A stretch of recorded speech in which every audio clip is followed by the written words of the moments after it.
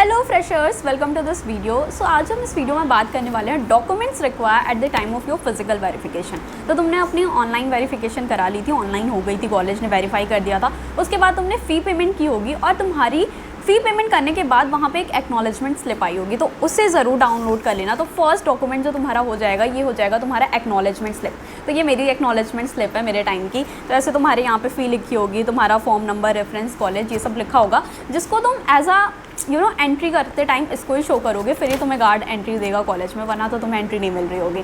तो ये बहुत इंपॉर्टेंट है। जब तक तुम्हारा आईडी कार्ड नहीं मिलता उस टाइम तक तुम्हें अपनी एक्नॉलेजमेंट स्लिप दिखानी होगी गार्ड अंकल को, एंड उसके बाद तुम्हें एंट्री मिल रही होगी। तो फर्स्ट डॉक्यूमेंट तुम्हारी एक्नॉलेजमेंट स्लिप। सेकेंड, तुम्हें अपनी मार्कशीट चाहिए होगी। तो 10th की मार्कशीट ये सारी ओरिजिनल ले जानी है, तुम्हारी सबमिट नहीं करा रहे होंगे, बस जस्ट क्रॉस चेक करके तुम्हें रिटर्न कर देंगे वो। तो 10th की मार्कशीट रख लेना। 12th की मार्कशीट ओरिजिनल, सारी ओरिजिनल होगी जो तुम्हारी इशू होगी, अगर CBSE बोर्ड है, स्टेट बोर्ड है, कोई भी बोर्ड है तो वहाँ की।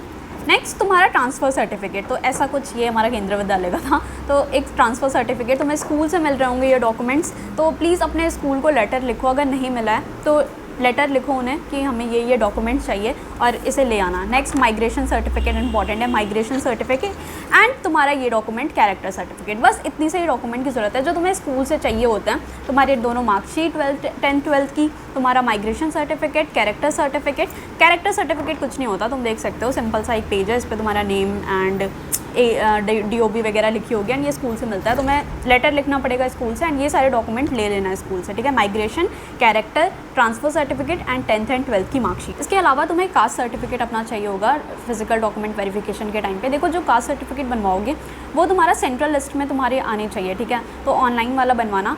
अपार्ट फ्रॉम दिस, ये सारे डॉक्यूमेंट तो तुम्हारे फिजिकल वेरिफिकेशन के लिए हो गए। इसके बाद कुछ डॉक्यूमेंट्स मैं ऐसे बताने वाली हूँ जो मतलब अगर तुम एक 12th पास स्टूडेंट हो तो तुम्हारे पास वो डॉक्यूमेंट्स होने ही चाहिए।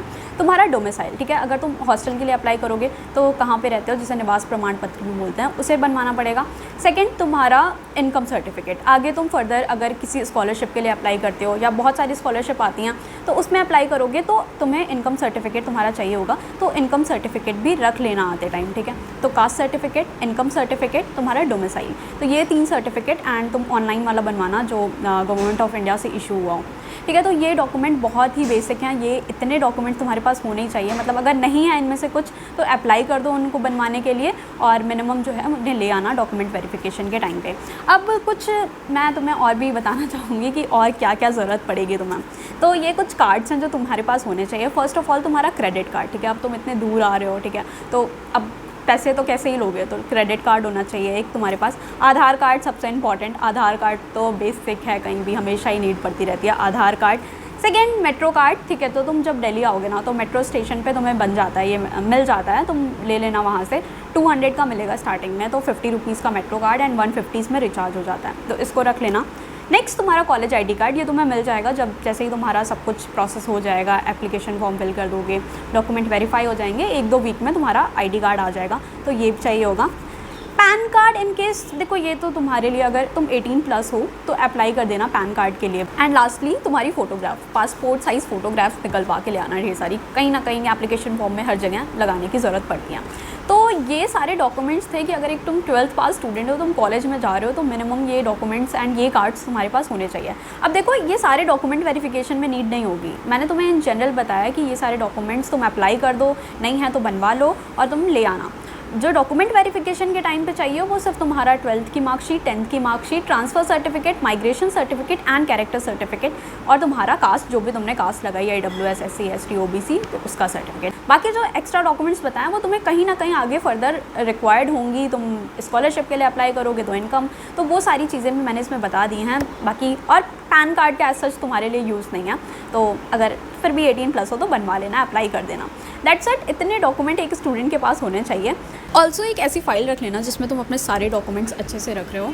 और हाँ, अगर तुम्हारा अभी तक बैंक अकाउंट नहीं है, पेरेंट्स का बैंक अकाउंट है, तो ट्राई करना कि उसे भी ओपन करा लेना, जिससे तुम्हारी स्कॉलरशिप के लिए जब भी अप्लाई करो तो जो भी ट्रांजैक्शन हो रही हो वो तुम्हारे नेम पे हो रही हो।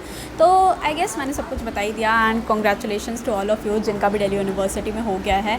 And do let me know in the comment अगर तुम ओरिएंटेशन अटेंड कर रहे हो 16 को। टाइमिंग्स का देखो, मोस्ट प्रॉब्ली 8:30 तक वो बुलाएंगे, बट तुम्हें बता दिया जाएगा, ऐसा कोई नोटिफिकेशन नहीं है, बट आई गेस 8:30 तक तुम आ जाना college, okay. So yeah that's it, bye, subscribe for more such videos.